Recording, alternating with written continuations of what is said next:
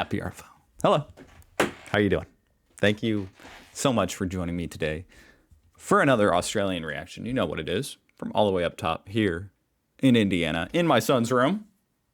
We're taking a peek down under at something that I guess is kind of a historic event. A very tragic event. Ash Wednesday. Quite interesting. I mean, I had no idea Ash Wednesday. Obviously, or maybe it's not obvious. That's a Catholic day where they get ashes on their forehead and stuff, whatever. So I've never heard it referred to. I don't know if this fire happened on the Catholic day, Ash Wednesday, because it's once a year, or if they just call it that because it was Wednesday. And obviously a fire causes a lot of ash. I'm guessing it's both those reasons. Like it's kind of like it's like a pun, but not a funny one. And I guess this video is honoring the fallen firefighters. So it's going to be probably sad. 35 years on. Wow. And that was in 2018. So 40 years on. Wow. Now, let's see. I guess this was the worst bushfire in Australian history. We haven't got close to the township itself as yet, but if anybody's trapped in there, God help them. Oh my God. Wow. That's really, it's really hard to watch first account footage, and hearing stuff like that. Like that reminds me of footage from 9/11, seeing footage of people there in person. What building is this? Surely nobody would be in there. The Ash Wednesday bushfires occurred on the 16th of Feb 1983, and within 12 hours more than 180 fires fanned by winds of up to 110 kilometres an hour more than 180 fires fanned by winds of up to 110 kilometres an hour. 110 kilometers an hour? Isn't that like 70 miles an hour? Oh my God. I guess the wind gets really crazy out there. That's part of the problem, huh? Blowing the fire all around and adding oxygen to the flames. Because it's happening in the flat bush. Wow. Caused widespread destruction across Victoria and South Australia. Years of severe drought and extreme weather combined to create one of Australia's worst fire days in a century. These fires became the deadliest bushfires in Australian history until... Wow. So it was up there with the worst. Hold on. Someone is driving by with a bass or subwoofer so loud, I thought someone was knocking at my door. Anyway, now that completely threw me off. Till century. These fires became the deadliest bushfires in... Okay, so it wasn't necessarily the biggest bushfire ever, but it was the deadliest. So it must have happened in he said Victoria. Must have been a pretty populated area. Oh my God. Australian history until the Black Saturday bushfires. Okay, Black Saturday. There's something worse? I'm going to have to look that one up. In 2009. In Victoria, it's not that long 47 ago. people died and there were 28 deaths in South Australia. This included 14 so widespread. CFA and 3 CFS volunteer firefighters. 14 firefighters. 17. Who died across both states on that day. Many fatalities were as a result horrible. of firestorm conditions caused by a sudden and violent wind change in the evening, which rapidly changed the direction and the size of the fire front. The speed and ferocity of the it's so messed up. flames, aided by abundant fuels and a landscape immersed in smoke, made fire suppression and containment impossible. In many cases... What an absolute... And he said it. It seems like an impossible task to contain a fire like this. I don't even know... I didn't used to know people even tried to fight bushfires until they started happening here in California. And, like, there's firemen and stuff out there that fight those. I'm like, how do you even fight that? It's miles long, like hundreds, thousands of miles. I don't even know. Hundreds of miles long. Residents fended for themselves as fires broke communications, cut off escape routes, and severed electricity and water supplies. Up to 8,000 people were evacuated in Victoria at the height of the crisis. I mean, it's just so sad to even think, like, look at that. What is that? A couple hundred gallons of water, and they're trying to use that to fight this fire? I don't know if that's water or what that is. Ash Wednesday was one of Australia's costliest natural That is disasters. so horrible. But kudos to them. Like, it's super honorable of them to get out there and fight it best they can. 3,700 buildings were destroyed or damaged, and 2,545 individuals and families lost their homes.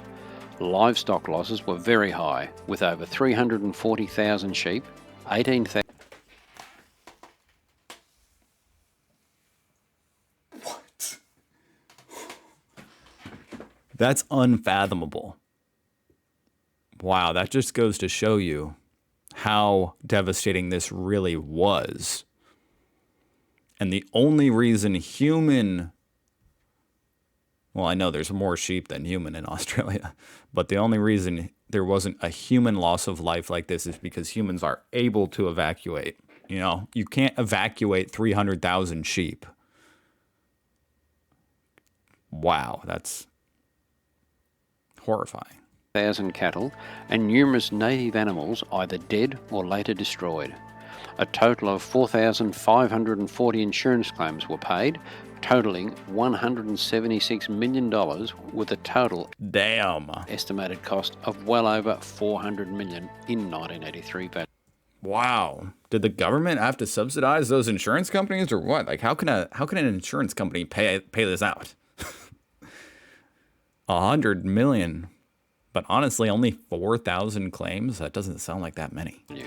The emergency saw the largest number of volunteers called to duty from across Australia at the same time. An estimated 130,000 firefighters, Defence Force personnel, relief workers and support crews. An ominous sign of things to come occurred on the afternoon of the 8th of Feb. 130,000. When Melbourne was enveloped by a giant dust storm. The dust cloud was over 300 metres high and 500 kilometres long. I wonder how that interacts with a fire. That could either put it out or cause some kind of weird way for it to spread, huh? And it was composed of an estimated 50,000 tonnes of topsoil from the drought-ravaged Wimmera and Mallee areas of northwest Victoria. Leading a dry, cool change and preceded by record temperatures, the dust storm cut visibility in Melbourne down to 100 metres, creating near darkness for almost an hour. The most disastrous factor in the Ash Wednesday fires occurred just before nightfall when a fierce and... Holy shoot. Holy shoot, guys. Some of these clips... factor in the Ash Wednesday fires occurred surreal. Just before I mean, nightfall. look at these guys. The world is on fire around them, and they're out there. When a fierce and dry wind change swept across Victoria. This abruptly changed the direction and dramatically increased the intensity of the fires. The long corridors of flame that had been driven all day by a strong northerly were suddenly hit by gale-force southwesterly winds and became enormous fire fronts, many kilometres wide, reportedly moving faster than 110 kilometres an hour. The near-cyclonic strength of the wind change created an Right now I'm just wondering, does Australia have tornadoes? Why have I never heard of a tornado in Australia? Is it because that's like the one thing that does affect Indiana. No, we don't really get earthquakes or fires or hurricanes, but we get some tornadoes. And you would think Australia would be a perfect breeding ground for tornadoes, but maybe because you need that cool air. But you guys do have cool air coming off the Arctic. So, yeah, I'm going to have to look into that. unstoppable firestorm. Random thought. Survivors reported that the roar of the fire front was similar to that of a jet engine, although multiplied 50 or maybe 100 times. The fire front sounded like a jet engine times 100. Change in temperature and air pressure was so savage that houses were seen exploding before fire could actually touch them. Whole townships were affected in minutes. In the Dandenong Ranges, Cockatoo and Upper It's crazy. The entire town looks like the inside of a campfire. Beaconsfield were devastated, with 12 volunteer firefighters losing their lives after being trapped by a wall of flame when the wind change struck. That's not right. Most of That's just, I can't. Thinking about what those guys went through. Rest in peace to those guys. Unbelievable. And they died trying to help. Macedon and much of historic Mount Macedon to the northwest of Melbourne were razed, including many heritage-listed 19th century mansions and famed gardens. The morning after Ash Wednesday, towns along the Great Ocean Road, such as Aireys Inlet, Anglesey and Lorne, resembled barren moonscapes. It almost looks like snow. I mean, it looks like snow. The fire on the coast had been so intense. Is that why they call it Ash Wednesday? Or did this actually happen on Ash Wednesday? That's the one thing I still don't. Resembled barren moonscapes. The fire on the coast had been so intense that firefighters were forced to abandon all control efforts and let it burn until it reached the ocean, destroying everything in its path. Sadly, the firefighters could merely sit back and watch what was happening. The total land area you can't blame them. There's nothing to do. burnt was approximately 20. You can't fight Mother Nature at that scale at a certain point. And once again, they're total heroes for doing what they did do. And I'm sure they saved thousands of houses and homes, strategic points. But as far as putting out the fire, it's not humanly possible, I don't think. 2,100 square kilometres. This was a day that so How can you even walk around in that? many would never forget. Jeez. So I guess I need to look up that other fire. He said there was an even worse fire in 2009. My God. Well, that certainly was interesting. Comments are turned off. Okay. Go check out the Country Fire Authority, guys. Rest in peace to any firefighters who died on that day. And thank you for watching. Mother Nature bleh, is scary. I'll see you guys tomorrow. Why did that come back up?